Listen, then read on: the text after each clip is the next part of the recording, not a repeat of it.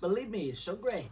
Or whatever, or maybe Boris, no longer Prime Minister, looking for things to do. So I'm doing a radio show. Great, brilliant. So I moved up to the Northeast to pursue my dream of stand-up comedy and never looked back. And I carried on. I run the longest running comedy venue in Newcastle, the Chillingham, for Cal's Comedy Club. There's been comedy there since the 90s. I don't want to brag, I haven't been there since the 90s. But there has been comedy in that venue, which makes it the longest running comedy venue in the Northeast.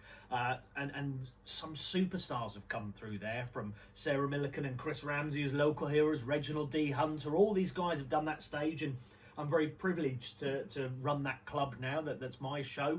And my job is basically making people's lives better. That's great. So amazing. I go on stage, whether it's a comedy gig or a motivational speech or whatever it may be, and I try and make them laugh, and I make their lives better. And if they don't laugh at me, that's all right, because they're looking at me going, well, I thought my life was bad, but at least I'm not him. That's okay. Yeah. So yeah, that's me in a nutshell, really. And do you ever feel like, as long as I'm entertained, that's great, and if other people find it funny, then that's a Brucey bonus too? I think so, yeah. It's I'm in charge. Did you do well? Nice to see you. They do well. Yeah, so there is a bit of a Brucey bonus, but I feel that, I'm sure I'll go into it a little bit later, but I'm also a recovering alcoholic. Yes. So I don't drink, I don't touch a drop of alcohol anymore.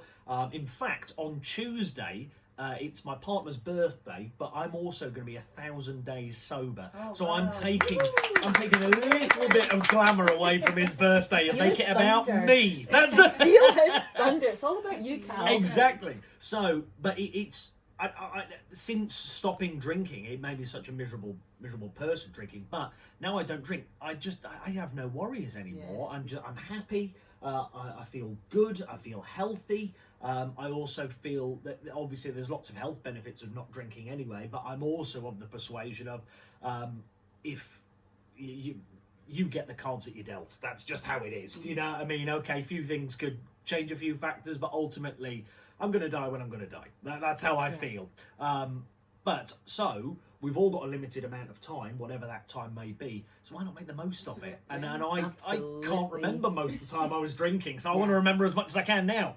Absolutely. There's only so many chocolates in the box, Maggie. Yeah. You have to enjoy them. And we were talking about that this week. There was a lovely post that Maggie shared on social media with me. It's like, I'm going to savour and enjoy every chocolate in the box. You eat them really quickly, don't we, when you're younger, and then you realise there's less and less as you get older, so you've just got to savour every moment. Do you know, it's so weird. I was speaking to a fellow comedian today, and he's just retired from his day job, and he dabbles in stand-up comedy, and he was saying that when you're in your 20s, you fly through life and you go a million miles an hour. And he goes, and only now have I got to the point where I've gone, okay, my time is so precious now. Yeah. I've got to keep on top of it. And I think that's something that we should learn from a younger age, that your time is so precious. Do the very best that you possibly can with it. Youth is wasted on the young. I know. The wisdom you have when you're older is like great, isn't it? Yeah, absolutely. I was just saying to Barry in the break, they said, I wish I could go back to school now and learn more stuff. Yeah. You know? It's so true. Did you always feel like you were going to be doing, the things that you have done? Did you always feel like that was your path, or has life happened to you? I think life has happened to me a little bit, and also I'm an alcoholic. So, and that's what I am. I was born an alcoholic. That's how it works, really.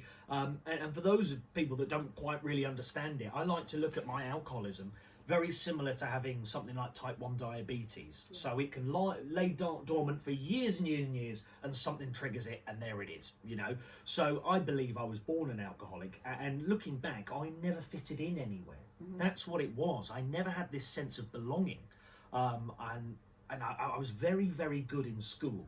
Very good in school, did all my work, and I was a social butterfly. I'd go around all the different groups, so the sporty guys, the music-y guys, or whoever it was, I could fit in and chat and make something up to chat to them about, or make them laugh with an impression or whatever. But once you leave that school environment, I didn't have a group of friends. Yeah. I had hundreds and hundreds of people I could speak to, but no group of friends I could talk to, if that makes sense. Yes. So, and that's kind of where I've gone onto stage, because I can speak to everybody but talk to nobody. That's Sure. kind of how I've been. So, and as I said before, if my job is just making people's lives better, that's kind of what I feel like I should do, you know. And I've had my ups and downs through alcohol abuse and stuff, but I try and deliver that message across to other people that I've been at the lowest low where I could possibly be, and I'm now here. So anything's possible, really. And often, if you think about things, the word can't, replace that with won't, and you'll very quickly change it. Is that I can't stop drinking? No, I won't stop drinking. Actually, I will change it. You know, so can't is a word that I hate the word can't anyway. And also,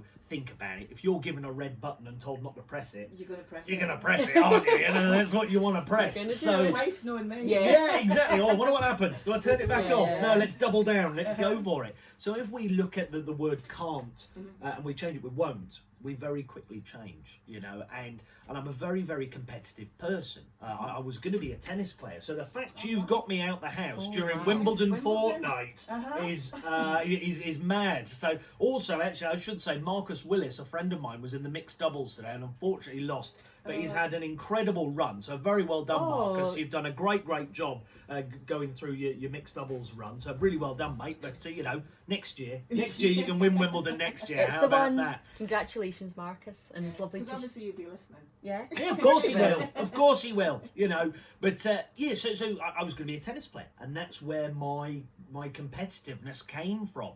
And I've realised that I've kept that. But being competitive is very positive, but it also brings its negatives as well.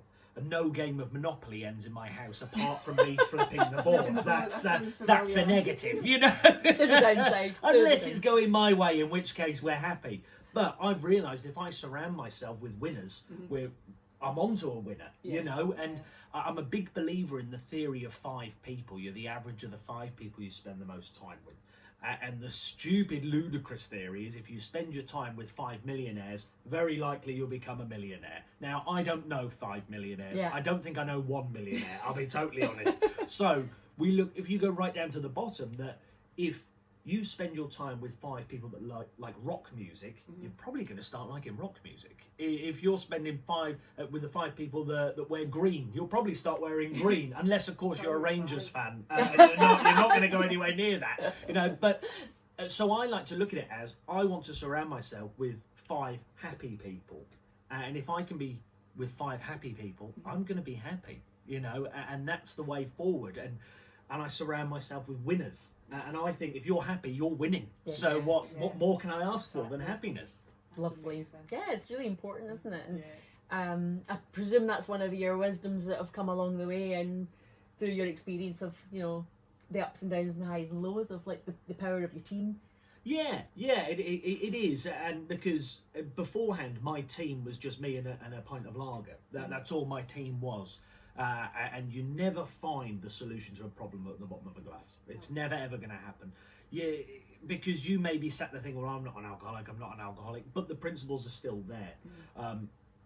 Ultimately, you're avoiding whatever situation it is. I take every single problem head on, and that's how I'll deal with it. It's often the case of, if you're feeling really bad about something right now, we'll deal with it. If it can't be dealt with today, wait till tomorrow. And then tomorrow, we have a look at it and have a think about how you felt yesterday about the situation. It's going to get better. Yeah. You know, happiness is something that's going to come to us. And I don't want to sit here and be, well, why can't we all just smile? Because... Turn that frown upside down. Because life's hard. Yeah. It's really hard. And we're in a situation where sometimes we're sitting there thinking, I don't know if I can pay my mortgage or my rent. I don't know if I'm going to be able to get food in. Yeah. But... things will happen. If you keep working forward, if you genuinely believe in what you're doing and what you're doing is good, it will work out. And if you're willing to put 110% into what you're going for, you're not going to lose. This is what I believe, and this is what I'm willing to die for it. To quote the motivational quote, this is what I believe and I'm willing to die for it. And you have to be that narrow-minded and blinkered on things sometimes. Yeah, it's great philosophy. You talk to someone and say, oh, what are you going to do? And they might say, oh, I'm going to climb a mountain, I'm going to swim a lake. And you could go, wow, can you do that? And the answer is, if you say you can, you can. Because if you say you can, you'll take the actions that will lead you towards that outcome. And if you say you can't, you won't. And sometimes it is as simple as sticking with it, isn't it? And really keeping on going with one thing after another until you get 100%. And I don't know, you've probably had this as well, you're both, where someone will say, well, it's all right for you. You can do it. It's all right for you. You can do that. It's all right for you. You've done that. But you go, actually, the reason why I'm deemed, in inverted commas, more successful than other people is because I failed more than other people. You know, I've got up again. That's what it is. I failed 100 times more than you, and I'm only 2% more, in inverted commas, successful than you. You know, so I want it more than you. I want it 100 times more than you. So I'm going to fail 100 times more than you. And you've got to understand that. I believe that if I'm going to fail, I have to fail doing it exactly how I wanted to do it. Because or I'll find an excuse. And I'll say, well, I failed because Maggie told me to do it that way, but that didn't go well because Polly told me to do it like that, you know. Whereas if I fail and I've done it my way, I can't point fingers. Because nobody listening wants to be a failure. Nobody. And the number one reason for failure is excuses. I'm not here because of them. I haven't done that because of them. It's their fault. It's his fault. It's her fault. It's that fault. It's the economy's fault. That's what it is. Well, Labour are in now. I can't do anything now. That's it. The Tories have been in. No wonder I haven't been able to do it. It's whatever it is. It's excuses. If you woke up in the morning, looked yourself in the mirror, and said, "I'm failing because of me," you wouldn't like it, and you'd do something about it. Absolutely.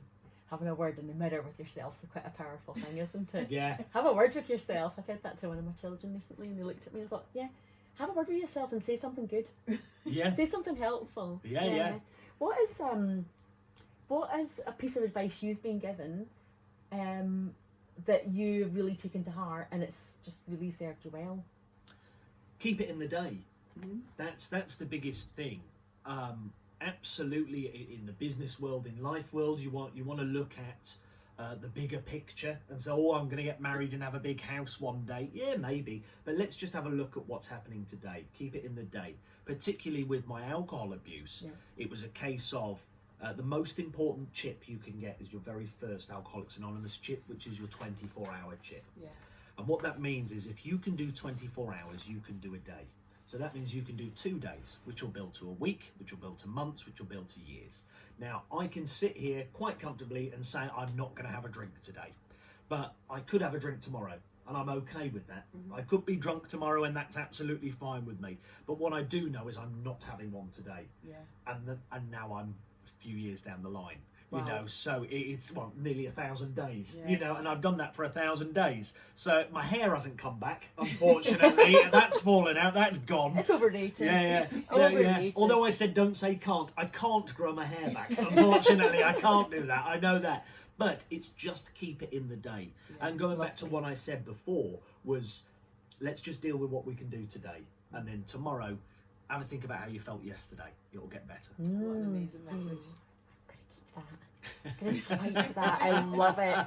Well, I'm going to stop you. We're going to have some more tunes. Great. And then we're going to come back. So it's a reminder to people listening in, you can phone us while the music's playing, 01670 432 107, or text in, we love your messages, 078 58 429 316. And can I just say, I got so excited that you were here, I forgot to thank David Wilson. David Wilson is an amazing DJ who has done a beautiful show leading up to ours every week.